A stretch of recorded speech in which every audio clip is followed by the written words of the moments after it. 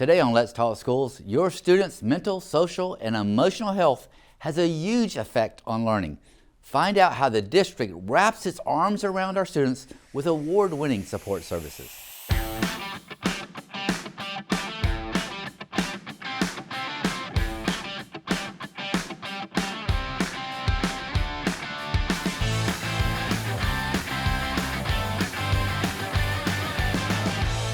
Hello and welcome to another edition of Let's Talk Schools. I'm Mike Looney, the Superintendent of Schools and the host of this marvelous show. Today we have the wonderful opportunity to speak to a student, Brian, and the Coordinator of Intervention Services, Miss M. We're so glad that you are here. We're going to dig into what intervention services there are available here in Fulton County Schools and the perspective of one of our scholars. Well, Ms. M, let's start with you. Tell us a little bit about your background and what does the Coordinator of Intervention Services do? Sure. So this is my 10th year with Fulton. I was an elementary teacher, math instructional coach, SST, student support team program administrator, and as Coordinator of Intervention Services, my primary responsibilities are the early intervention program, remedial education program, and more importantly, supporting the multi-tiered system of supports in our school.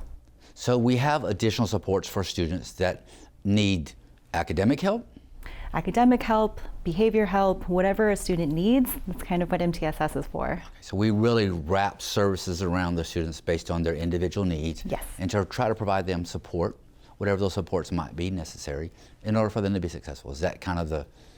Correct. And how big is the team that you coordinate?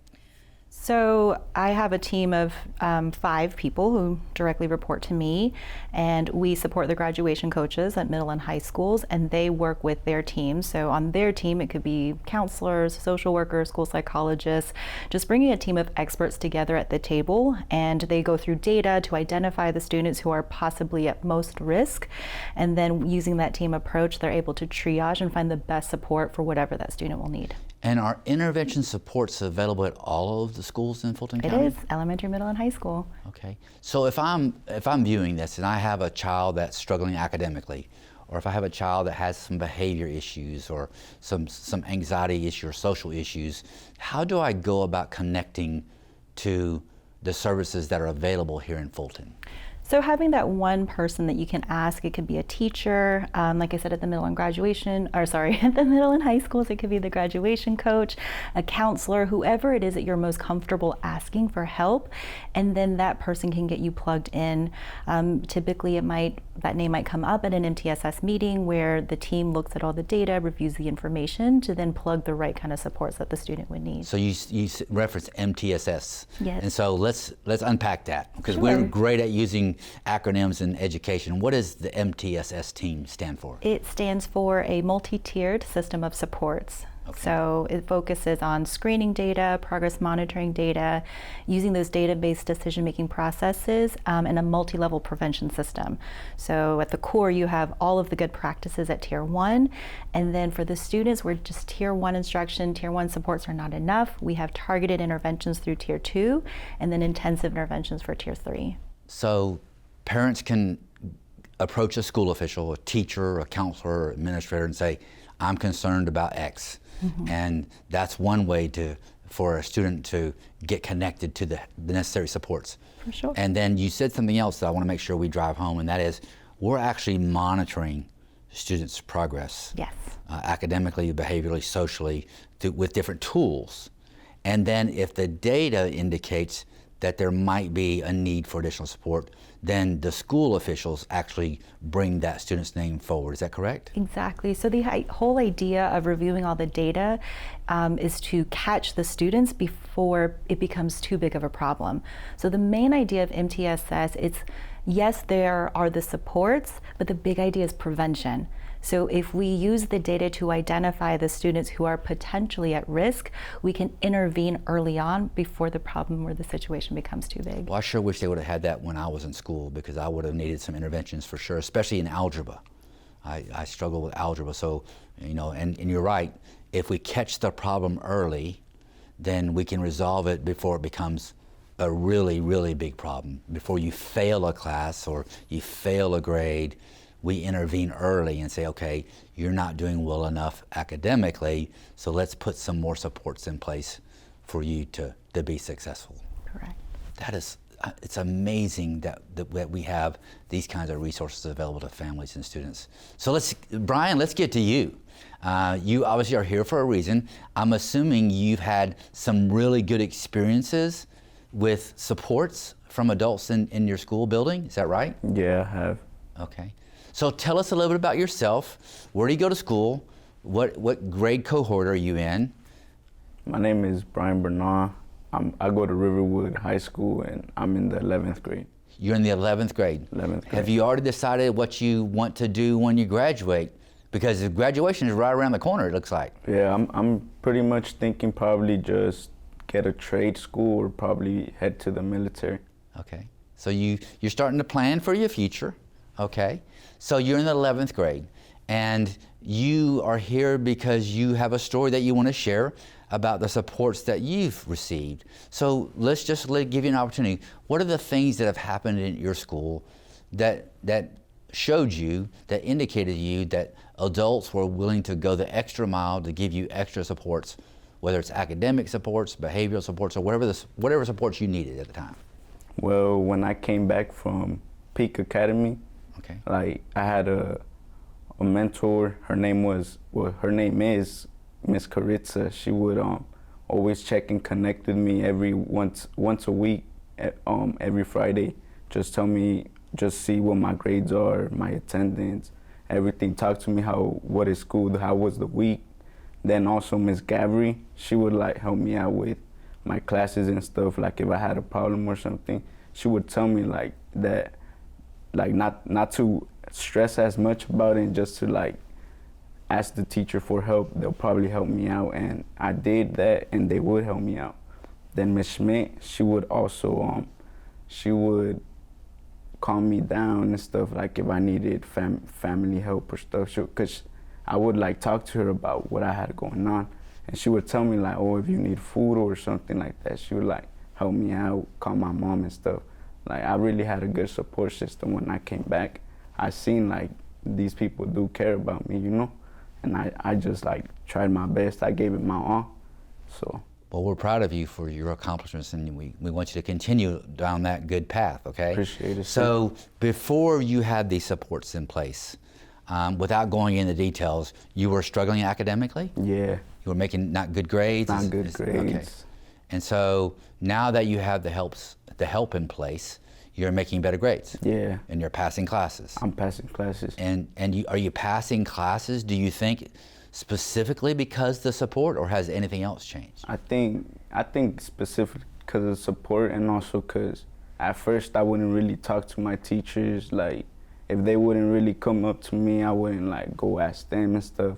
But after like I would talk to my support, they'll tell me like either like if you don't talk to them, they won't know what's wrong and stuff, you know. So I would have to go and talk to them. So that's Right. how it really helped. Yeah, one of the important lessons in life is learn to advocate for yourself, right? Take care of yourself. And so if you have a problem, seek help. And so it sounds like your support system has supported you in developing the skill of self-advocacy. So if you don't understand, you go ask questions. If you think something's unfair, you question, well, why is it this way? Is that what you're saying? Yeah, that's pretty much it, yeah. Okay. And so you mentioned something called Check and Connect. Yeah. Can you describe what that is? Well, it's a program that once a week a mentor will like talk to you like through the whole week. Like how's your whole week going? Like check your grades, your attendance in each class every day, and then that one day y'all just talk and stuff. She'll call your mom, tell her if the teacher says something good about you. She'll call my mom and tell her like, oh, this teacher said like he's doing very, very good, and my mom would get proud.